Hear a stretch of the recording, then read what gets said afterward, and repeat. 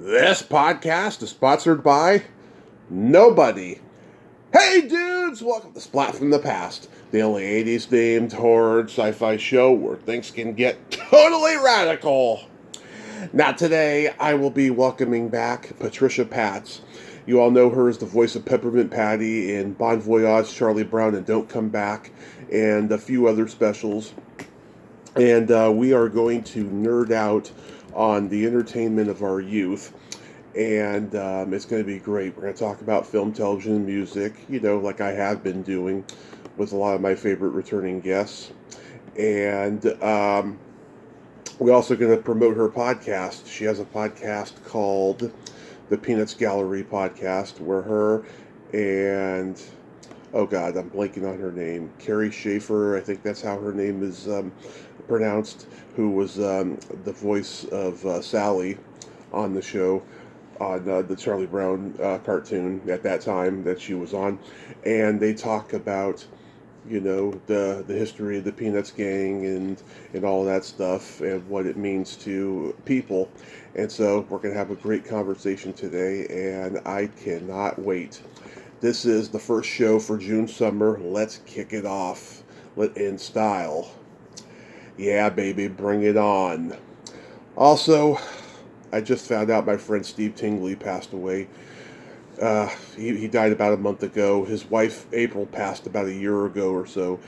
And they were dear friends during my bar days. Such genuine, solid people. The kind that doesn't exist anymore. And they both always had my back. I have nothing but good memories of both of them. Rest in peace, Steve and April. See ya! Here is my new interview with Patricia Patts.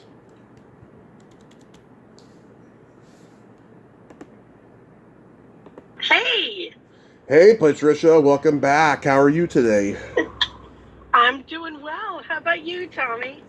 I am fantastic. We got a kind of cold, foggy day here in Modesto, and I'm wearing clothes, so that's good.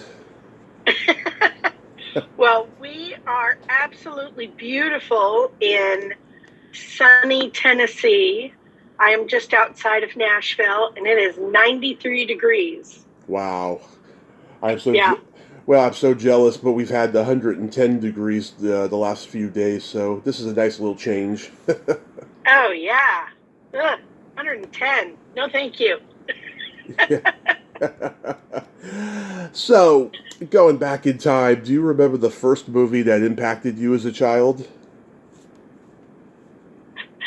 Well, the story is that the very first movie that I went to was Pippi Longstocking. Wow. I was 3 years old, and my sister wanted to go see, I think it might have been The Sound of Music. Mm-hmm. And of course, I was 3 or 4, and I absolutely insisted that we had to see Pippi Longstocking. So my sister's still mad at me about it. Yeah, that's the original one. I grew up on the 1988 remake. Yeah, I've seen a little bit of that, but not much. Oh, it's my favorite. I got the whole movie memorized. I love it so much. Oh, that's awesome. Yeah. Yeah, I mean, Back to the Future impacted me early on, starting when I was, 3.5. My parents used to let me look at their yearbooks. And so, like a lot of people who love that movie, I've always had that fantasy of going back in time and seeing my parents in high school and finding out why they're so fucked up and I'm so fucked up,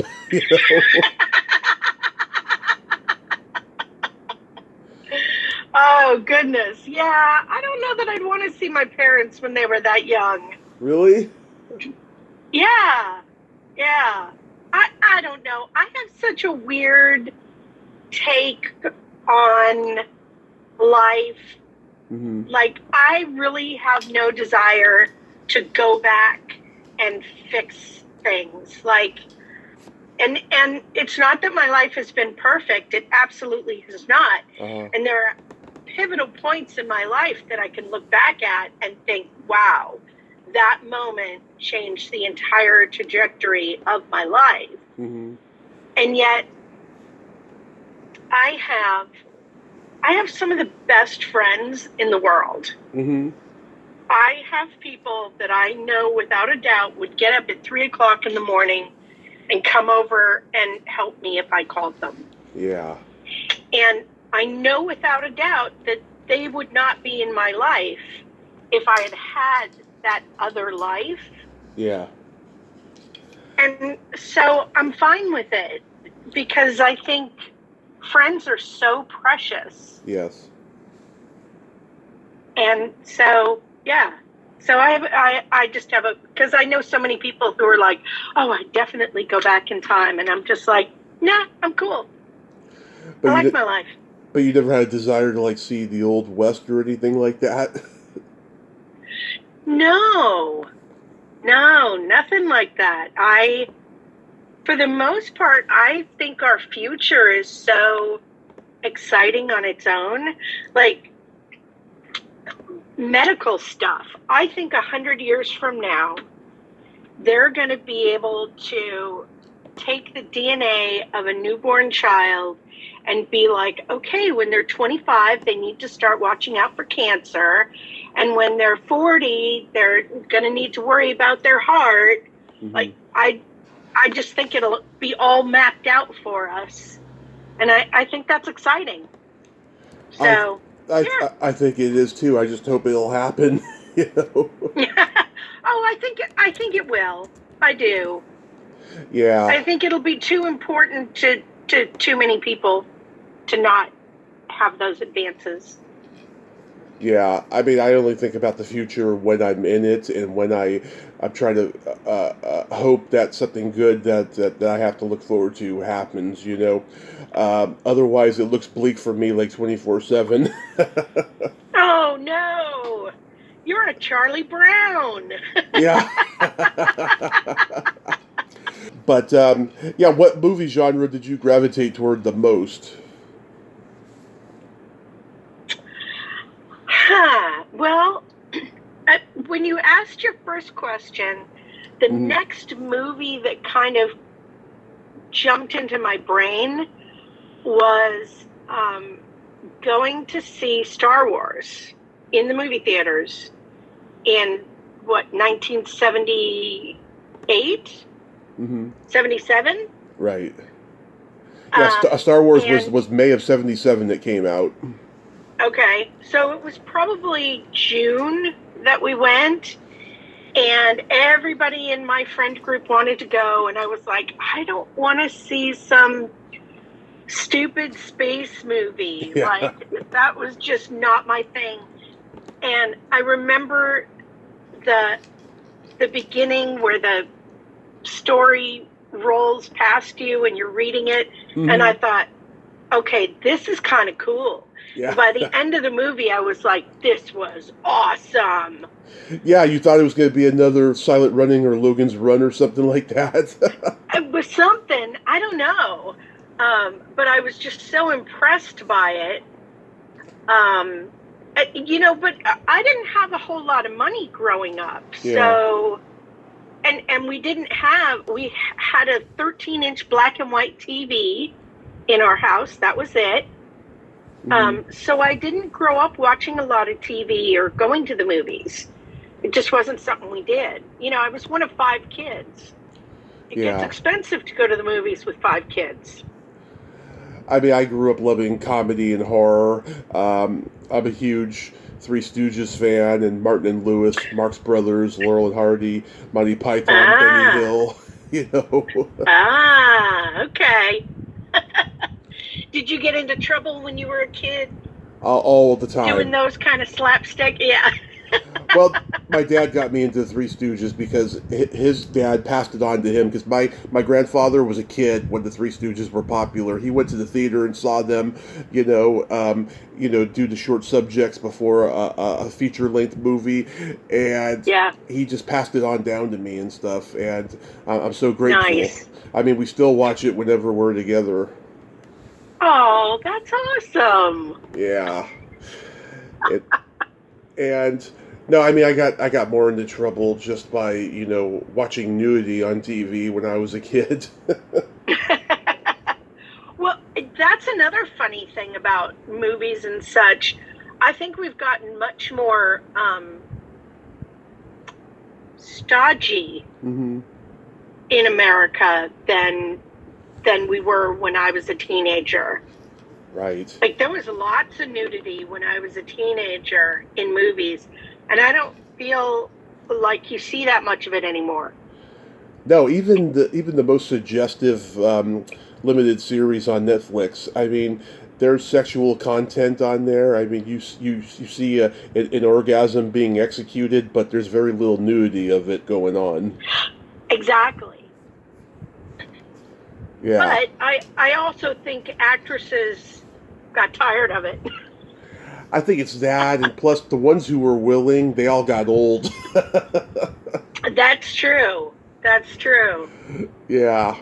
But I mean, I have to admit that I'm a bit of a prude that way, and I don't want to see that. Hmm. And it's fine if you want to go like watch porn or whatever. That's on you. But I don't want to be watching something and have it be in my face. Yeah, That's just not my thing. I'm definitely a porn guy for sure. But yeah, like, do you remember seeing a lot of the newer Disney movies in the 70s? Um. So no, I didn't really see any of them. So as an adult, Hmm. I've gone back and watched them all.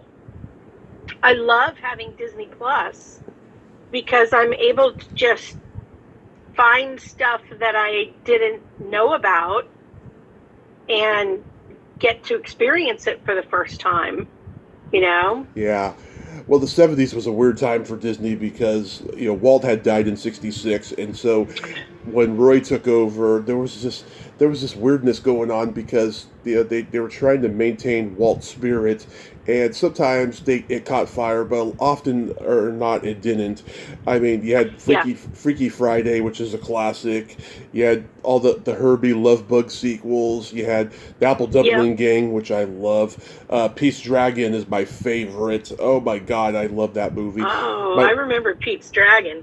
my brother's 9 years older than me, so he had like the soundtrack on vinyl, and I remember it was all scratched and it would skip.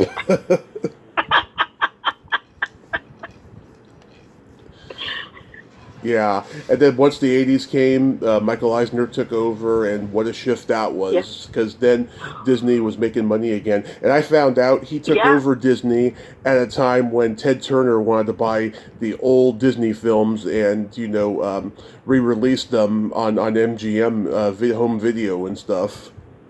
Oh, okay. He wanted to do that, but he wouldn't let him. Yeah. Yeah. Eisner really, boy, he made major changes at that studio. And Yeah, everything that they have today is really because of what Eisner did in those early years. yeah. I mean, God, it's amazing with all that history, and Yeah. it's funny, I haven't been to Disneyland since 1991, but when I see pictures of it, I remember where everything is as if I was there yesterday. See, and that's one of my favorite places to go for vacation. Yeah, If somebody were to ask me if I wanted to go, you know, to a beach somewhere or go to a theme park, I'd be like, yeah, theme park, let's go. yeah.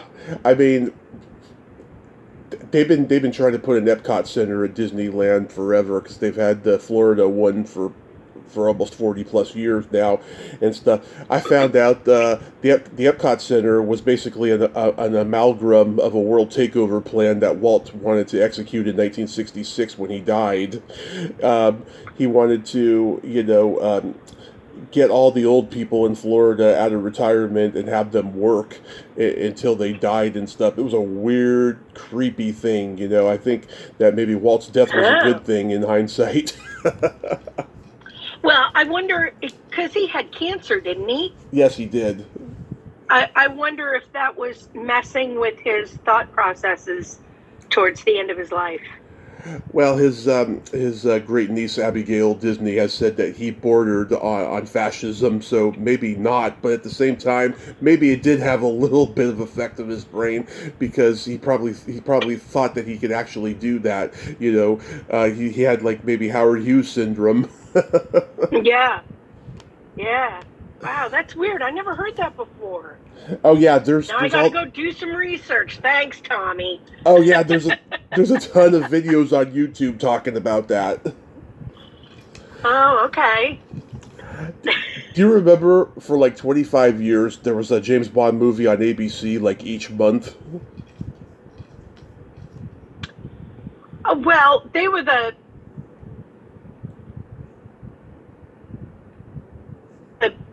old movies, right? Yeah. I'm talking about like Roger Moore and Sean Connery. Yeah. But again, I didn't have a TV for years and years and years. Mm-hmm. I got my first TV I was 15 years old, and I had earned it myself. And that would have been in like 1982. Yeah. And even then, I didn't spend a whole lot of time in front of the TV. Right. I was too busy doing other stuff. I did a lot of plays when I was young. Yeah. And then I started working professionally when I was 6. Right. As an actor. And so, I was just always off doing stuff. Do you remember the first time you ever went to the drive-in? Yes, I went with my aunt. Mm-hmm. And we were still living in Boston at that point. And I just thought that was the coolest thing ever. But I honestly couldn't tell you what movie we saw. Well, and yet I do have a memory of going and being there and going to the popcorn stand and mm-hmm.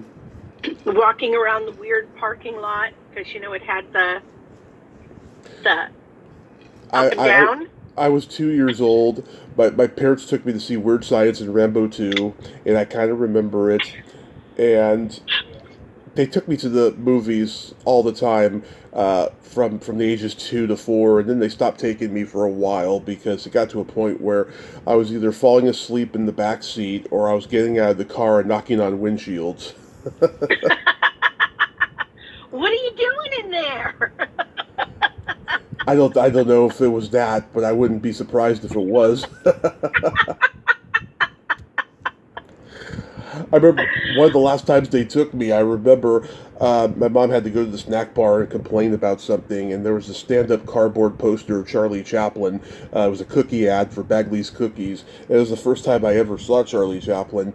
And I was like, "Hey, Bobby, I want a cookie just like that man has." And she's like, "You don't get a cookie, I'm mad."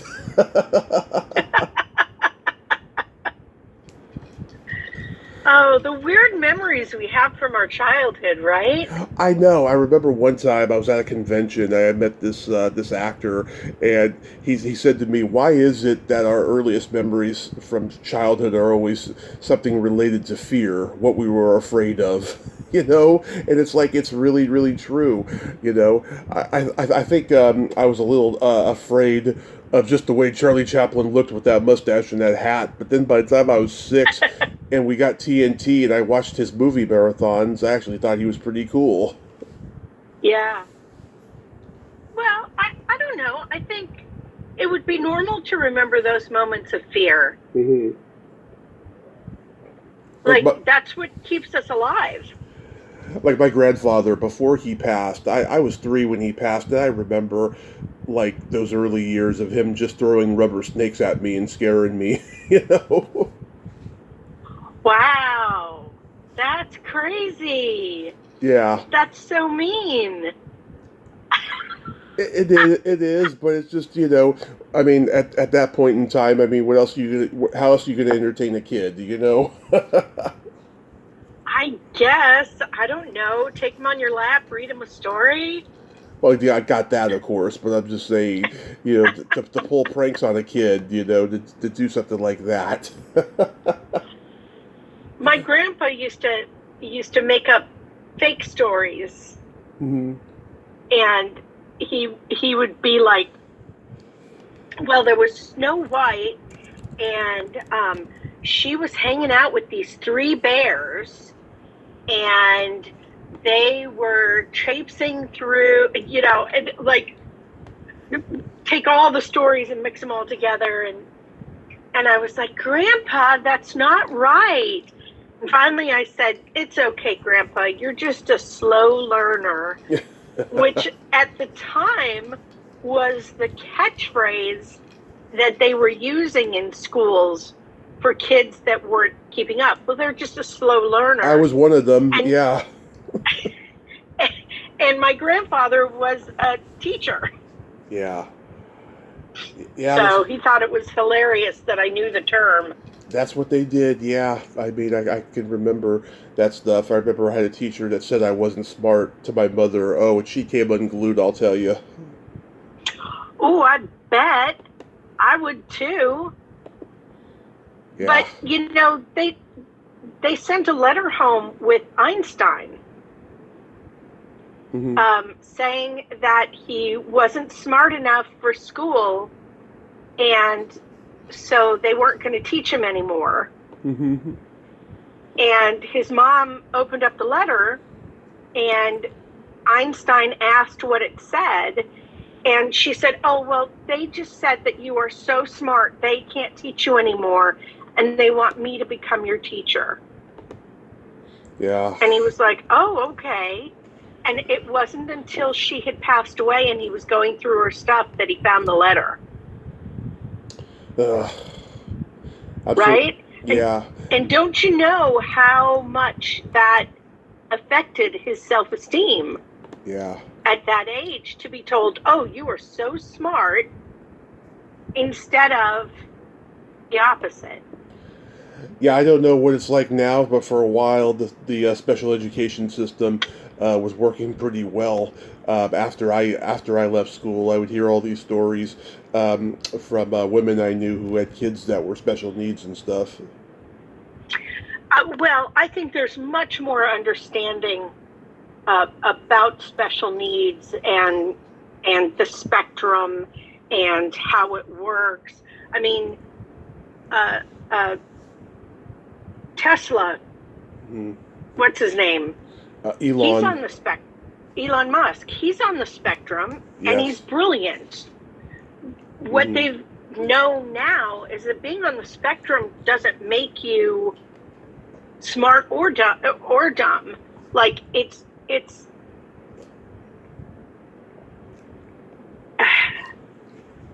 I'm trying to form the words in my head. Every human has their own unique way of looking at things. Right. And the people that are on the spectrum think differently, and we forgot to celebrate that for a long time. Right. And I love the fact that it's being celebrated now. Mm-hmm. I recently have figured out I have ADHD. Explains so much of my life. I wouldn't say I'm the smartest person in the world. I'm certainly not the dumbest person in the world, but I have always known that I think differently than most people. I don't think linear. Yes. My thoughts will be bouncing all over the place, and I'll come to the conclusion that nobody else came to. Same here. Because of the way my brain works. And that should be celebrated. I know, I'm exactly the same way, I think differently than others. I like to form my own opinions, and I have no boundaries, but I'm getting better as I get older. Yeah, I'm still working on that boundaries thing, too. Yeah. So getting a TV when you were 15, I mean, did you ever, at least before that, go to like a friend's house and see stuff on TV? So I am Gen X. Yeah.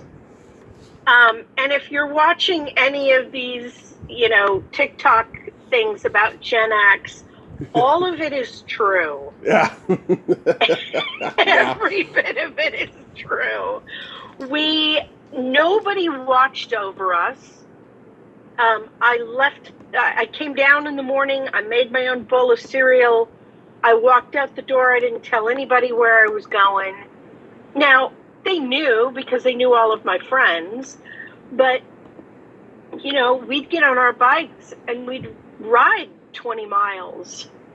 Mm-hmm. And, when I was in Annie in 1978 and 79 in San Francisco, Mm-hmm. which is where we started, there would be a group of us kids that would get into a cab and go places in San Francisco by ourselves.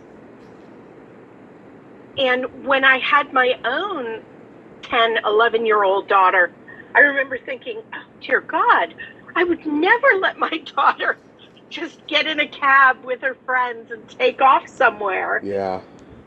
And we weren't telling our parents where we were going. At least I wasn't telling mine.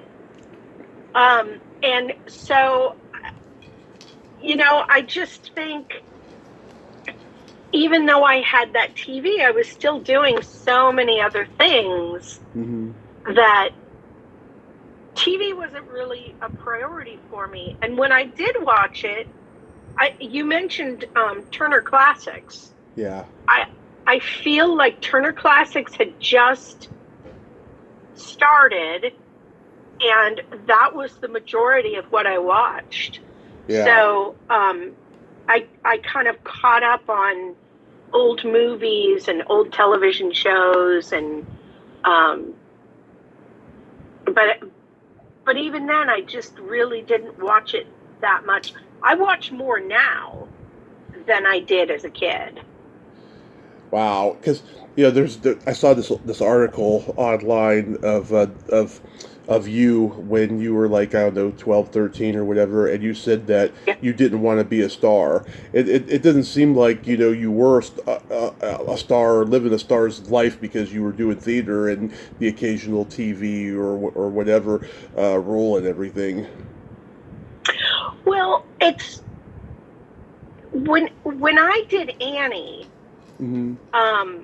Andrea McArdle had just left New York, and it was a huge deal in LA. Mm-hmm. I was on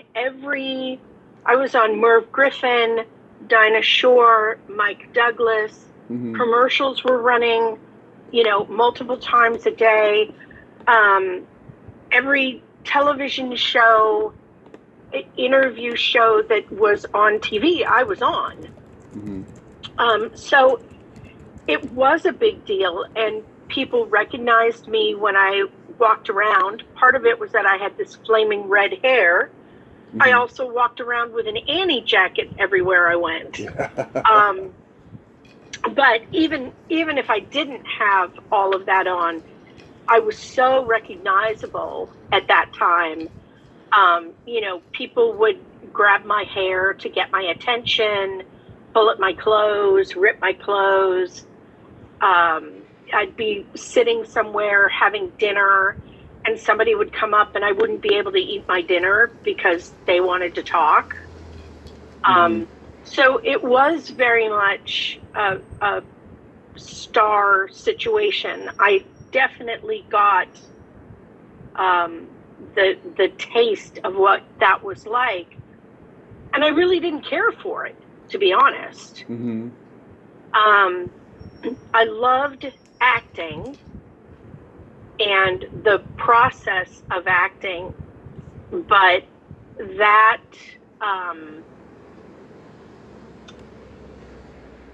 that aspect of it did nothing for me.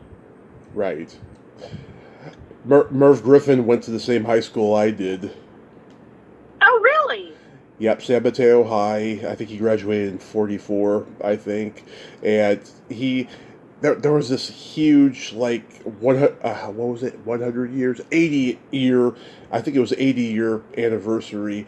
back in the early 80s. He was there. Chris Christopherson was there. He graduated in 54 and stuff. And Wow. we had the 100th bicentennial reunion in 2002.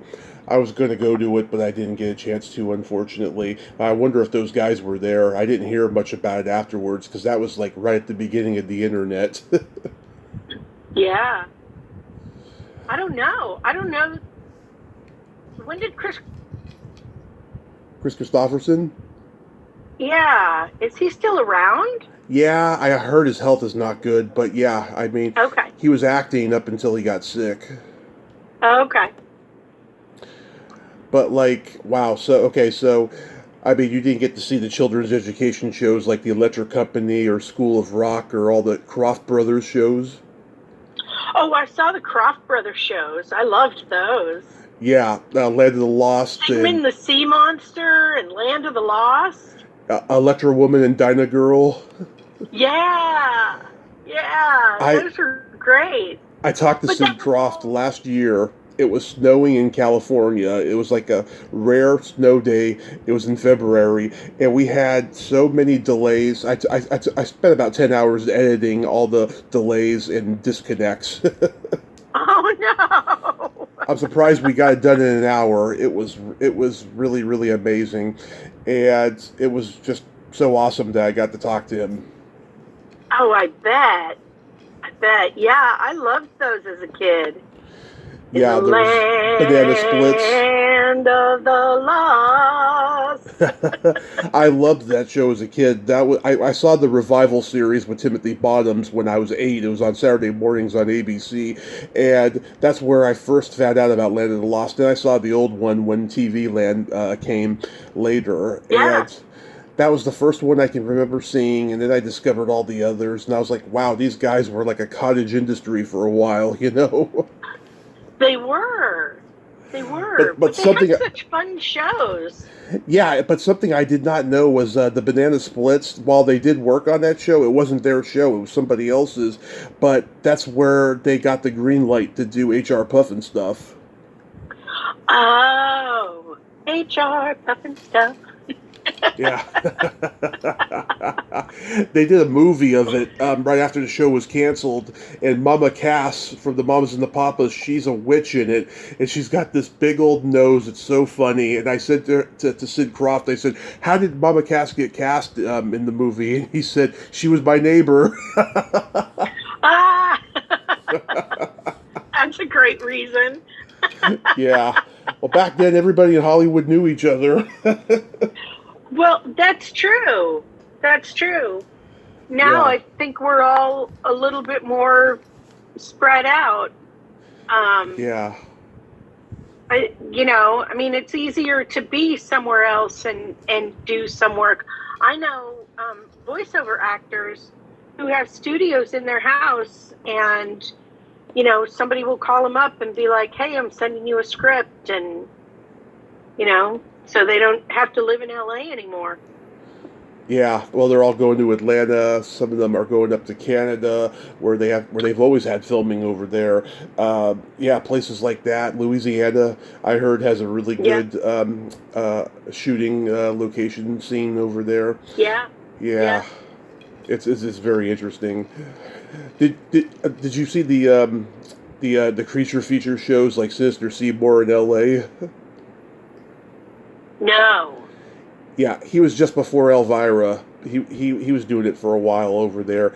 In San Francisco, we had Bob Wilkins and then John Stanley, who I've interviewed twice and met him twice. Great guy. He didn't last too long on there, only 5 years, whereas Bob Wilkins stayed on there 7 or 8. And yeah, I mean, sci-fi was dominating cable in the 70s. Yeah. With the Ray Harryhausen movies and the old space operas that were like serials in theaters, like Flash Gordon. Yeah. Yeah. And then you remember there was like the music shows like Midnight Special and American Bandstand and Don Kirshner. Yes. I did watch American Bandstand quite a bit. Yeah, I saw it on VH1 when I was a kid in the 90s, and I was like, wow, this is a cool show. Even back then, I thought it was. And sometimes you'd see obscure comedians between music acts. You see Billy Braver or Denny Johnston, who I've interviewed. Yeah. Those were fun shows. And they got people up moving, Mm-hmm. which is important, you know? Yeah. I think we spend way too much time now sitting in front of a computer, not getting any exercise, not, interacting with other people. Yeah, I mean, back then there was no internet. People could do more things. And it's crazy how news traveled back in those days before the internet, Right? I do have moments where I'm like, how did we find out about things? But, it was all on the news. If somebody passed away, you'd hear about it on the news. And Yeah. Well, you still do. True. But you find out faster from Facebook than anything else. Yeah. Oh, there was a period where I was getting it on AOL News and stuff. I remember that's how I found out. Like people like Laura Branigan passed away. Ah. Did you later get into like the sketch comedy shows? You mean like Saturday Night Live? Saturday Night Live, SCTV, Fridays. I watched Saturday Night Live some, but that was also kind of past my bedtime. Mm-hmm. I'm kind of an early morning person more than a late night person. Right. But I watched it some. Yeah, it was always fun when I did. There was a sketch comedy show on Showtime in the late 70s, early 80s called Bizarre, with John Biner, Super Dave Osborne, Bob Einstein, and just about every actor in Canada, because they shot it in Canada, because they couldn't get away with it over here in the States. It was a very bawdy, very politically incorrect sketch show, and it's so funny. It's on YouTube. Oh, I've never heard of it, although I know all those names. Yeah, it lasted a few years, but they reran it for over a decade. It was a very popular sketch show because it was so dirty. Ah. What were cartoons you liked? So I'm a fan of Kimba the White Lion and Speed Racer. Oh, wow. Yeah. And those were the original animes. The only people I've ever heard admit to liking Speed Racer was race car enthusiasts. And then, like, the other ones that I really liked were the Looney Tunes. Yep.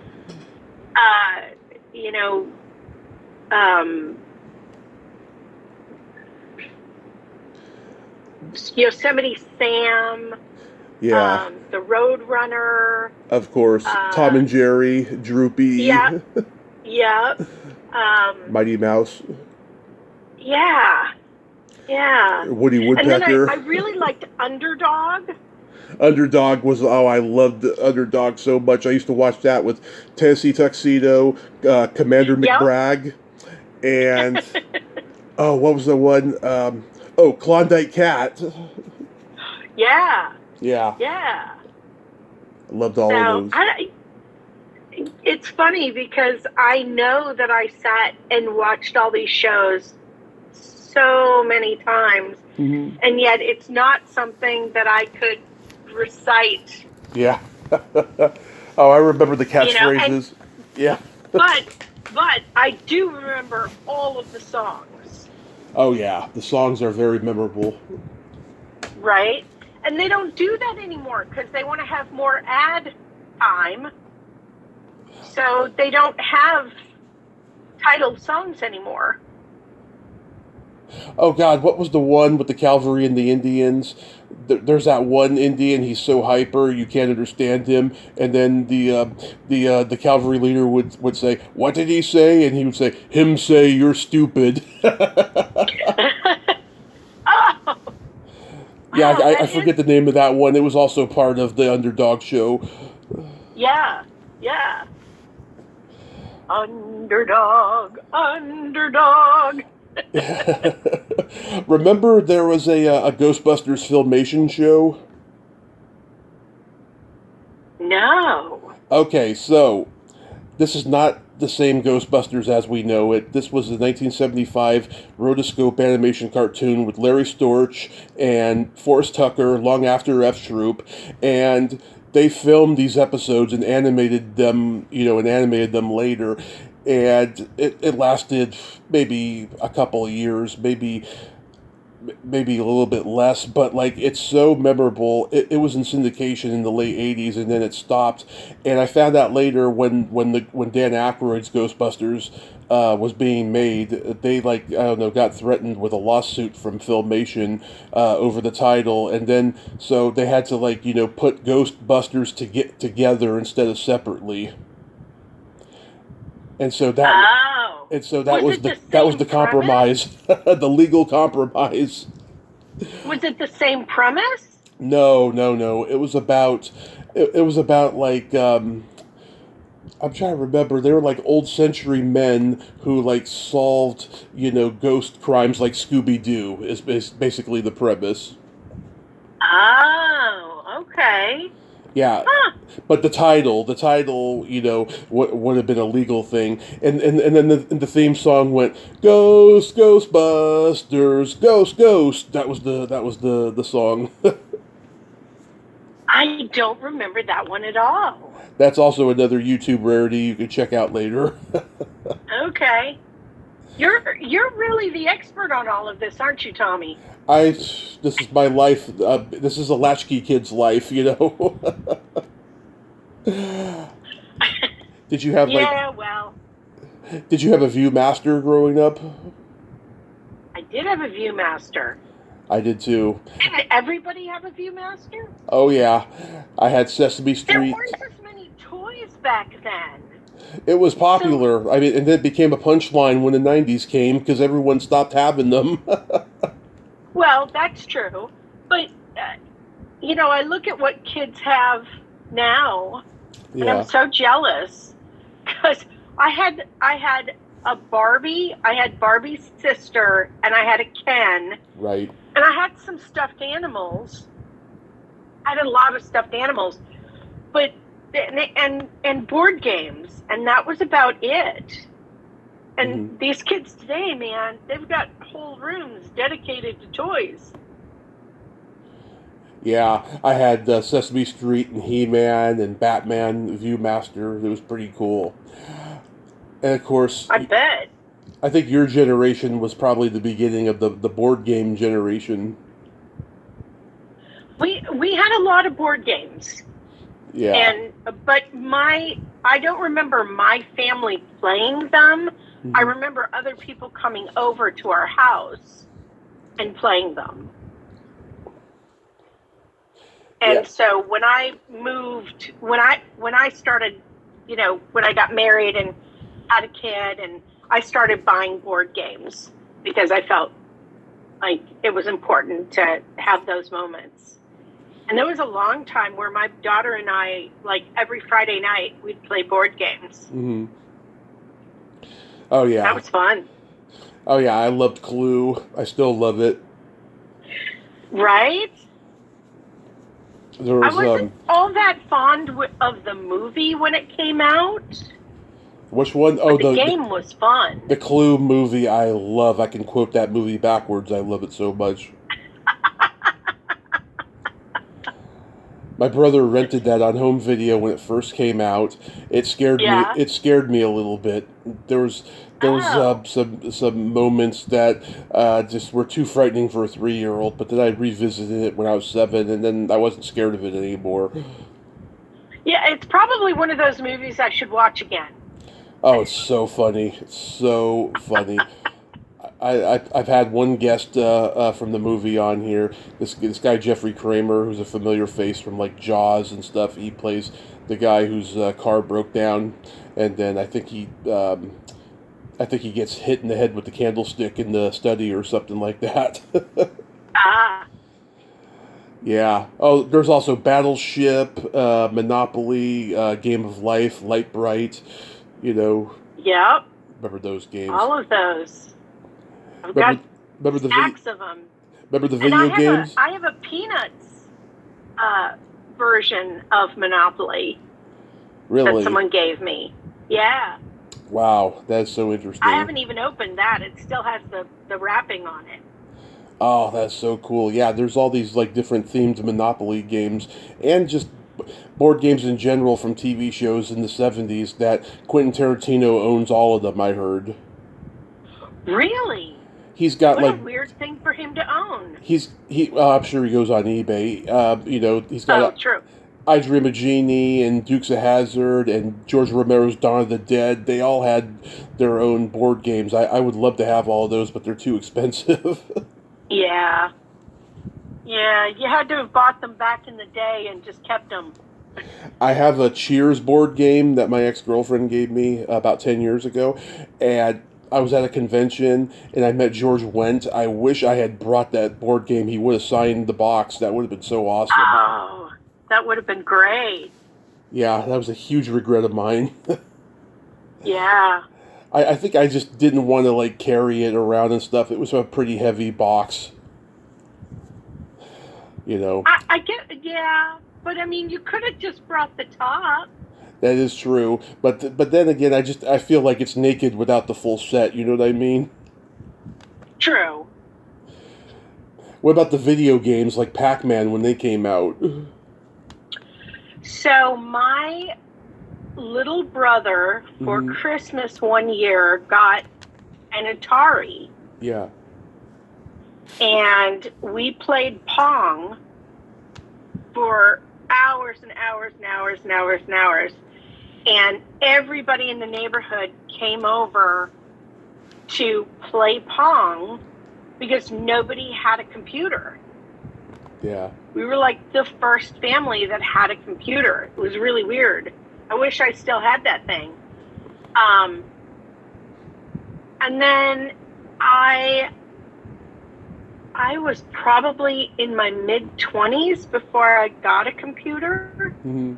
And I got a Mac. So yeah, not a lot of video games that I played. I've led a really boring life, Tommy. Thanks for bringing this up. No, but you're a great conversationalist, and that's what counts, you know? Well, thank you. Yeah. I always love coming on your show because you make me think. Oh. Yeah, my brother, he had MASH Atari game. He had Porky's Atari game. He had so many of those early ones, you know. And he loved movies like The Last Starfighter and Cloak and Dagger that explored the early video game stuff. Yeah. And of course, I discovered joysticks later on. See, I just never. I think it really comes down to I just never had the money. Yeah. To invest in stuff like that. I was always sort of, doing the paycheck to paycheck thing. Yeah, so, I totally get it. Spending money on something like that. I mean, because I remember there was a 3-year period where I ate spaghetti noodles with butter and garlic salt and a piece of toast every night for dinner because I literally could not afford anything else. Oh yeah, we live that lifestyle now, unfortunately. No, I'm sorry. I don't have that now, and I'm very grateful for that. I just moved last year. Same here. Out of the house that I had owned for 23 years. Wow. And I downsized and I now no longer have a mortgage payment. I know, we just got a house here in Modesto, and I'm so happy. Yeah. And it just feels so freeing to not have to worry about that anymore. It's awesome. It really is. And I had to get rid of an awful lot of stuff to make it happen, but that's okay. That's okay. And I like my house. My friend calls it a Dick Van Dyke house. It's very retro 60s. And I've left like all the light fixtures with the little cosmic, sort of stars on them, and all the kitchen cabinets are original maple handmade cabinets, and I just think it's the coolest thing ever. Our house is very secluded. It's on a quiet street, and it's a dead-end street as well. I'm like, yes, this is so awesome. Right? Like, you just want to be a kid again and go ride your bike around the cul-de-sac. I never rode a bike. I was too fat. Really? Yeah. Oh, see, that was the thing that I did. I rode my bike everywhere. And all my friends did. Literally, in going back and like driving my car on that route, it was like 10 to 15 miles that we were doing on a daily basis. Up a hill. Love it. Straight up a 3% grade hill. So that we could go down it. Do you remember the first album you ever bought with your own money? Yes. The Carpenters. Love it. It was used. I bought it at a yard sale. But man, I loved that album. I played it to death. Even to this day, I like the music comes on and I know every word and sing along. I was an MTV kid, so I had like Phil Collins' "No Jacket Required" and Poison's "Look What the Cat Dragged In" with my own birthday money when I was 8. Yeah. Collins. I saw him in Pasadena, California. Phil Collins? He had just released "Hello, I Must Be Going." Yep. And I had no idea who he was. My brother had an extra ticket, and he was like, "You want to go?" And I was like, "Okay." Who is this guy? He's like, "He's from Genesis. Don't you know music?" And I was like, "Okay." Yeah. So here comes the band members out on stage. And then here comes this short, bald guy in a 3-piece suit. Yep. With red high tops. And the crowd goes nuts. And I'm like, what are they going crazy about, And he sits down at the drums. And he starts in. And is it Clarence Thomas? Is that who the other drummer was for his band? I remember Tony Thompson was his drummer at one point. Thought it was a different name. Anyway, the two of them. So Phil Collins is left-handed. Yeah. And his other drummer is right-handed.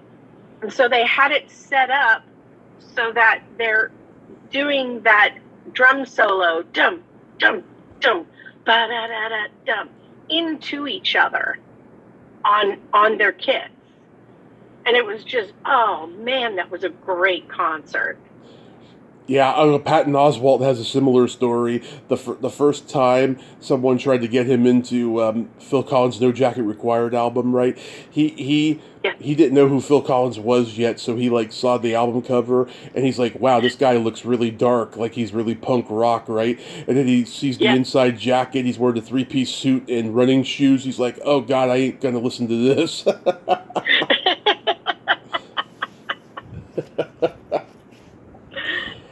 Yeah, that was fun.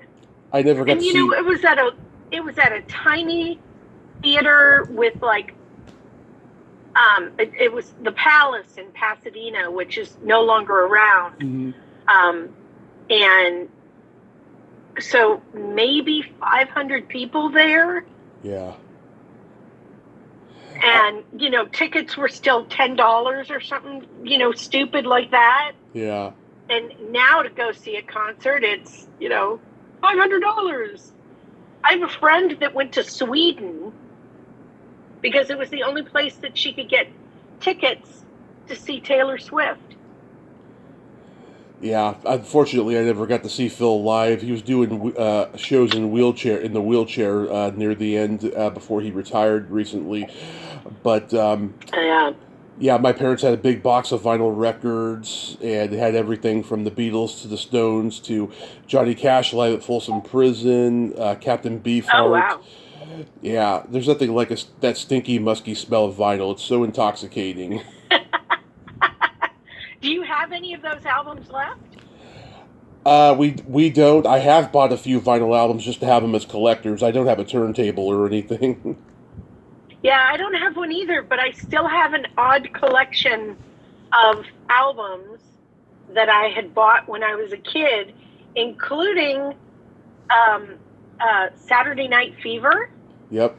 I have the original version of Saturday Night Fever, and I have Grease. I saw Grease the year that it came out. Yep. 6 times at the movie theater. My mom wanted to be Mrs. John Travolta, so she had all of that. She worshipped John Travolta. I met him once.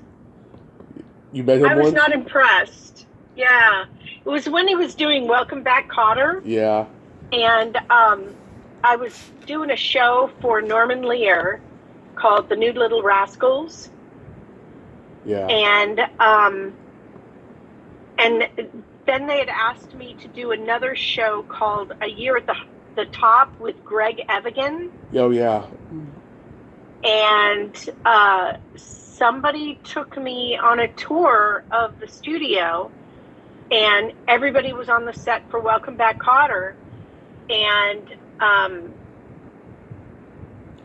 but all the other guys were like, just super nice and happy to meet me and super cool.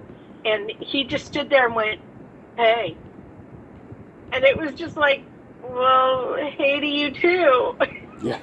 Like, he just thought he was all that at that moment, you know? And I understand that there were some things that happened to him when he was younger that made him change who he was by the time he was in his mid-20s. Yeah. But in those early days, he believed the hype. Mm-hmm. I've never heard anything bad about him other than the Scientology part, but for the most part, I'm sure he was just cocky at that point in time. And that was it. He was just super cocky. And, life has a tendency to, no matter who you are, to knock you down a few pegs along the way. Because he was probably 19. Yeah. I mean, this was early in his career. Wow. So, but like you, I've never heard anything bad about him in, all of these years. So mine was definite. And maybe he was just having a bad day. Maybe.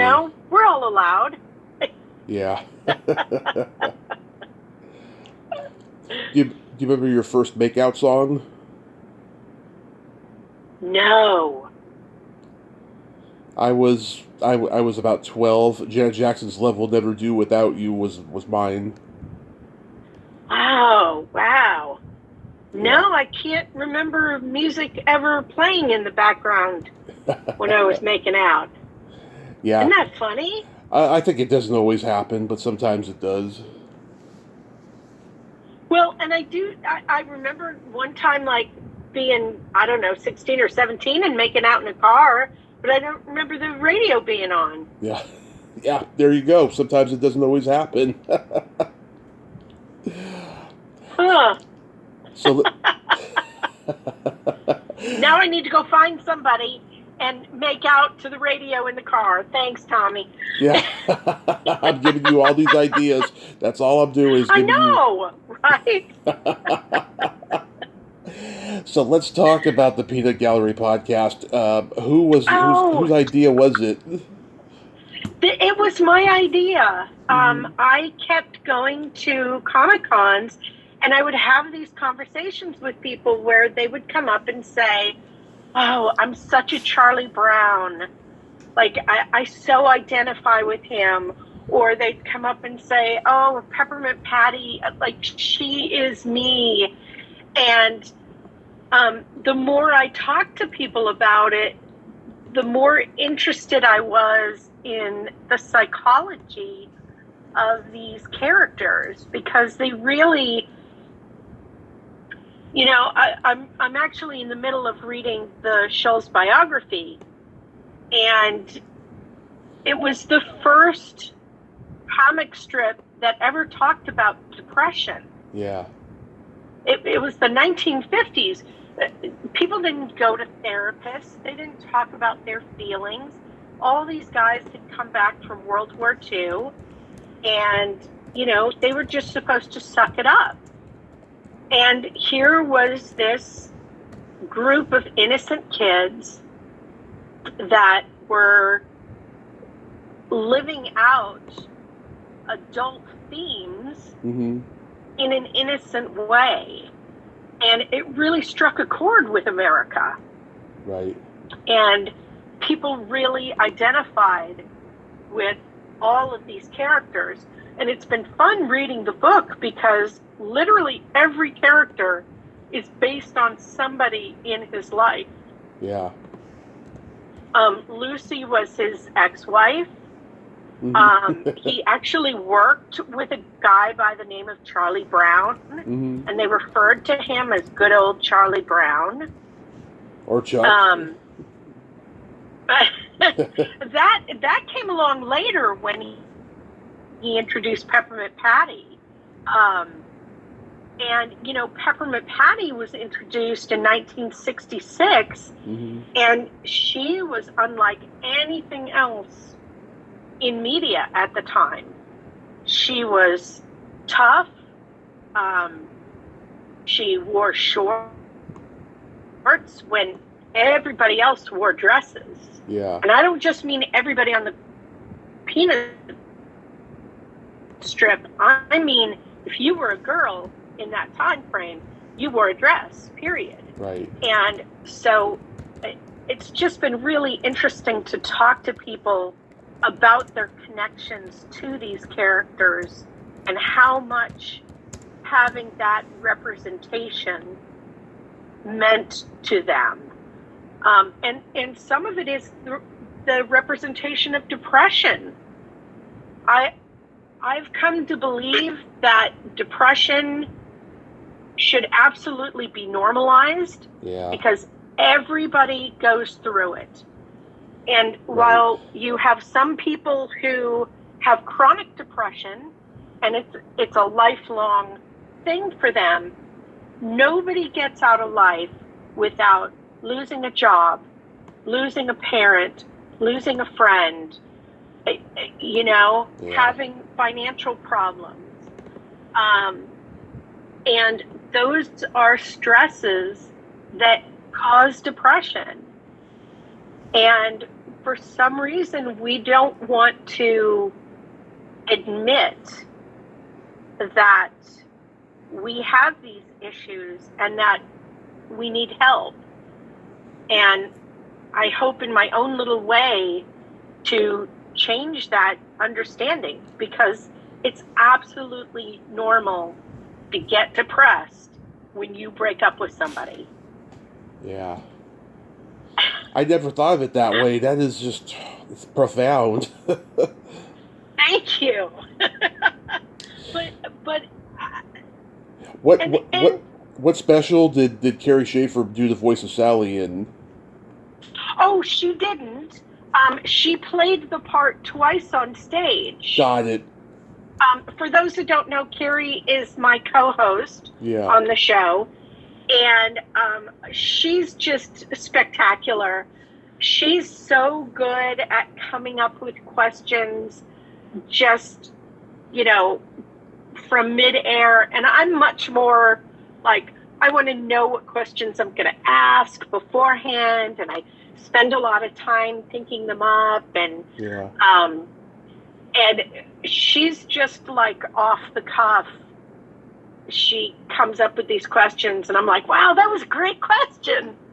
Yeah. And I've talked to some people who did the Charlie Brown play on stage when they were starting out in the business. Yeah. I watched the Alison Arngrim episode. What made you want to have her on? It's hard to find somebody that's going to talk about narcissism. Mm-hmm. Like most people, every once in a while, I'll meet somebody that's like, yeah, I'm a Lucy type, and they're embarrassed by it. Yeah. Because they do know that she's bossy in not a good way. Yeah.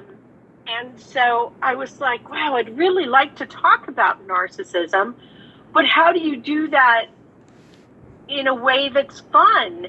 And all of a sudden I thought of Alison, because she is an absolute scream. Yeah. We had a conversation once where I was literally crying. I was laughing so hard at her description of something. And so I got on my phone and I was like, Alison, what would you think about doing this? And she was like, oh my God, I love it. I'd love to do it. So it was really fun to get to. Oh God, yeah. To get to have her on the show, and talk about something that is really important to understand. We've all met a Lucy. I've had several occasions where I've worked with a Lucy, and man, that's hard. Yeah. I've been around, I gotta tell you, I studied a little psychology online when I was in my early 20s, and I've been around narcissists my whole life in some regard, and so I think that's why I'm such a good interviewer, and I'm so good at getting people to come on the podcast, because of what I learned about psychology when I was in my early 20s. Yeah.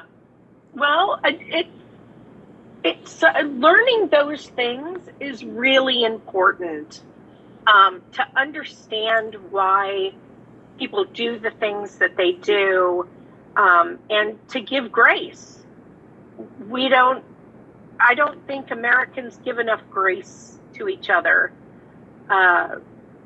We all have our struggles, and we all tend to look at situations from our own perspective. Mm-hmm. And I think that's a normal thing to do. But to be able to take a step back and look at it from another perspective, as to, like when you're at a grocery store and you see somebody having a meltdown over something that seems not important at all. Right. To take that moment, instead of being judgmental, to take that moment and go, wow, I wonder if something really horrible has been happening in that person's life, that they're acting this way in that moment. Yeah. And I think it's an important thing for us to remember. One time, my daughter had a meltdown in the grocery store. She was about 7. And my mom had said she would get her water, and they had forgotten to get the water. Mm-hmm. And my mom was like, well, you can have water at the house. And my daughter had just an absolute meltdown over it. And I went running off to get the water.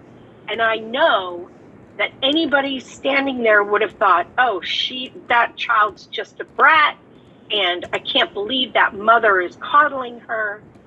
And what they don't know is that my husband had moved out of the house 2 days earlier. Yeah. And so that's what she was reacting to, mm-hmm. not to the fact that she wasn't going to get a water. Yeah. And I knew that, and so I was willing to go, hang on, I'm getting the water. but nobody else around knew. And so I always try to look at things from that perspective, that, you know, it just could be somebody's having a bad day or a bad month or a bad year. Yeah. My grandmother was actually like that, and my mother has inherited a little bit of it. I don't think she's a full narcissist by any means, because my mother is a good person and she helps people a lot, but definitely she has those moments. Yeah, well, but we all do. Yeah. That's what's so crazy about it. And that's one of the things that I love about the Peanuts characters. We called him Sparky, but Charles Schulz often said that every single one of these characters were an aspect of his own personality. Right. And, you know, as the strip sort of went along, I think he brought more people into those and sort of assigned, like he assigned his first wife to be Lucy. And she would say later, you know, there were times when things would happen between us and they would show up Right. in the comic strip. But we all have those different aspects. We all have the insecurities of Linus and the bossiness of Lucy and the depression of Charlie Brown and the childish play of Snoopy. Mm-hmm. And the trick is to, you know, hopefully find more Snoopy in you than Charlie Brown.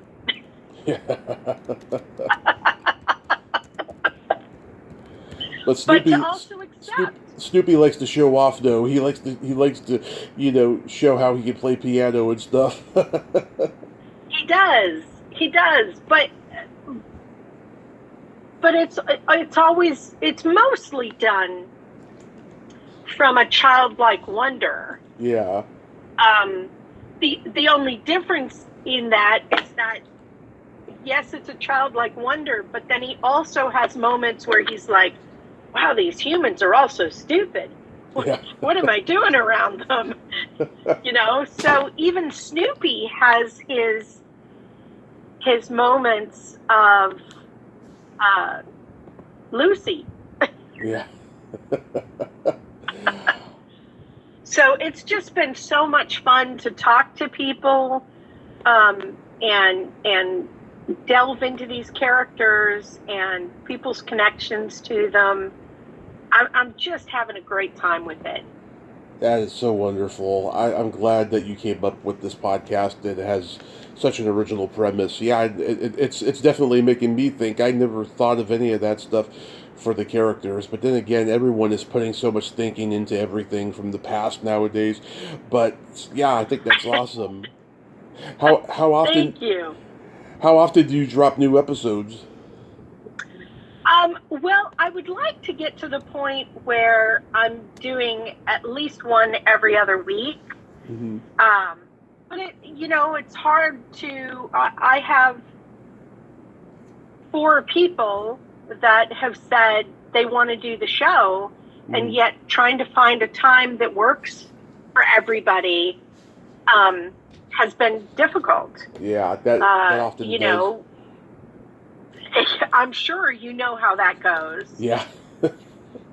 And then, the other thing that I've had to be aware of is I'm in Tennessee. Mm-hmm.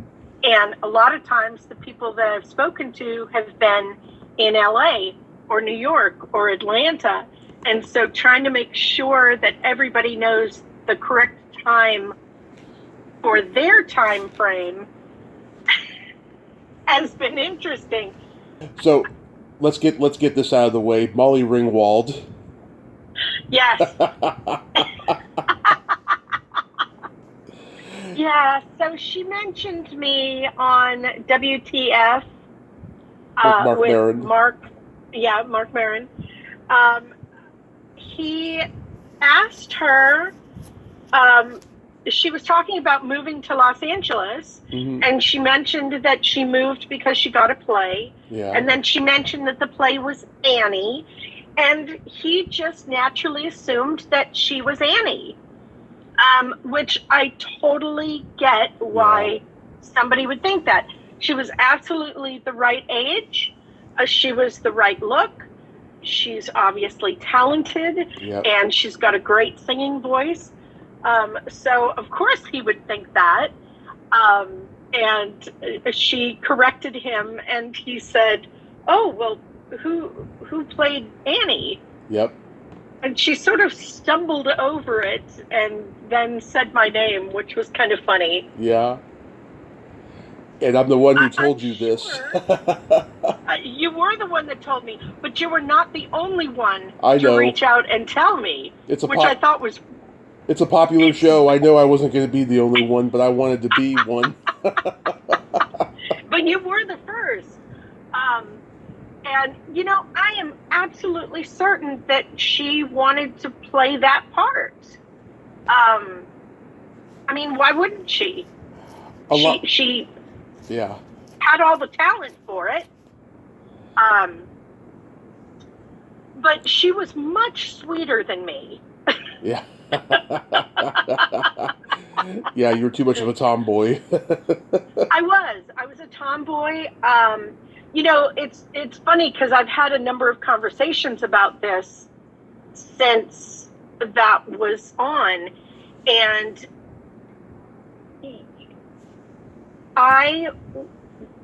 if I had been a boy, I would have been called a very strong leader. Yeah. But because I was a girl, and we're not supposed to be leaders, I was called a brat. Yeah. And I certainly never thought of myself as a brat. I cared about what other people thought of me. I cared about other people. I'm very much a people pleaser and always have been, probably always will be.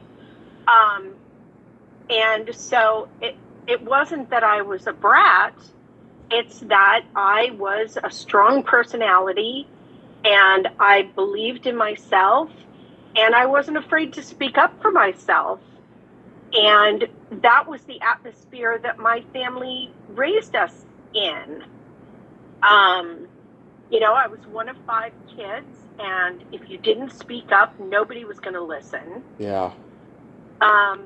And my mother was really good about really hearing her kids. When I left Annie, there were some things that had happened that I was really disappointed in. And so I went to my mom and I said, "You know what? I just want to take a break for a while. Yeah. I don't want to do anything. I just want to go to school and be a regular kid." And my mom went, "Okay, I'll let your agent know." And people have told me my mother was a stage mother, and I'm like, no, stage mothers don't do that.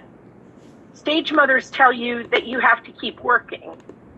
And when I was about 15, Terry Carter from Battlestar Galactica somehow got a hold of my family, because I don't think I had an agent at that point, and he wanted me to be in a television show that he was working on for PBS called Kids. And so I went and worked on that.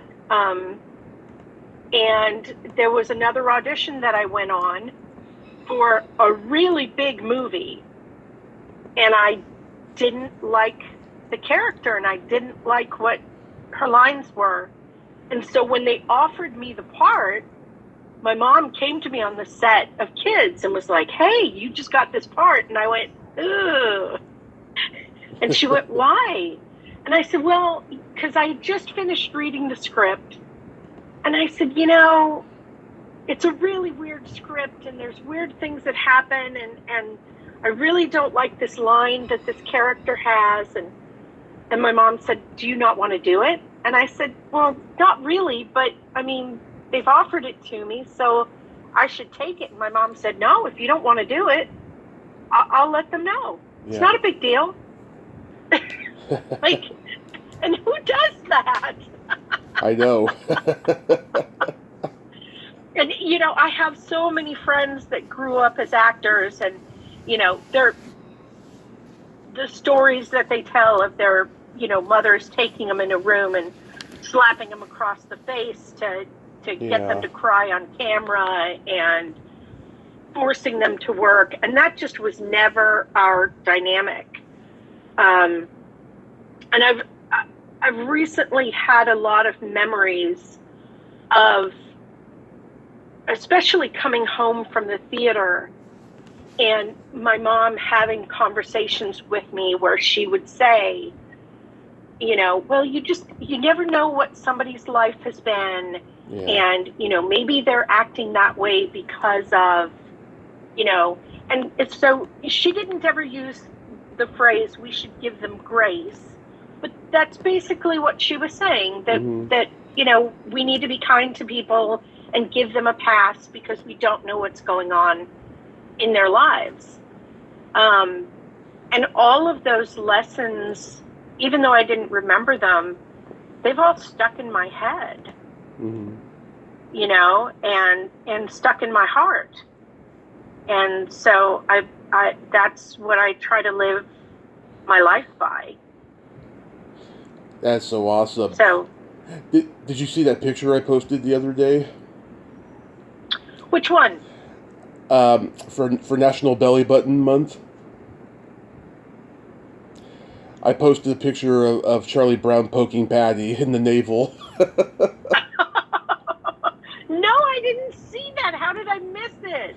It seems like a lot of people. I'll have to go find it. Yeah, it seems like a lot of people missed it. I was the only one who liked it. I've had those. And then I'll have others that, like, 60 people go and like, and I'm like, why? Yeah. Like, there just doesn't seem to be any rhyme or reason to any of it. I know. But as long as I'm having a good time, does it really matter? Exactly. Yeah, it's all hit and miss. It's a crapshoot on Facebook. So, It is. And then I got a bunch of notifications the last couple of days that I had some sort of infringement of something, and they're going to shut my account down, and I don't know if those are fakes or real. Yeah, they do that shit. I don't understand it at all.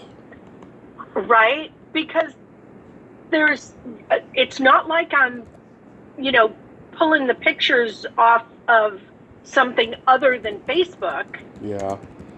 You know, and some of these, I was talking to one guy, and he's had his, you know, Peanuts Gang Facebook page for, you know, 7 years. Yeah. And he's got, you know, 34,000 followers, and his isn't taken down, but mine is. I don't get it. I don't get it at all. I don't get it. So if you can't find me next week, you'll know what happens. Oh God, I hope not. I hope you keep yours. Well, I had a Facebook page with 4,000 followers on it, and they took it away.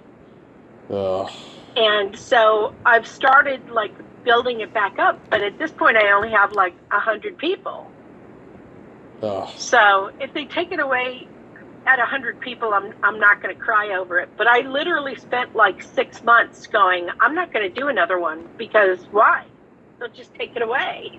Yeah. Shit. So, are there any, like, convention appearances coming up or anything else you'd like to mention?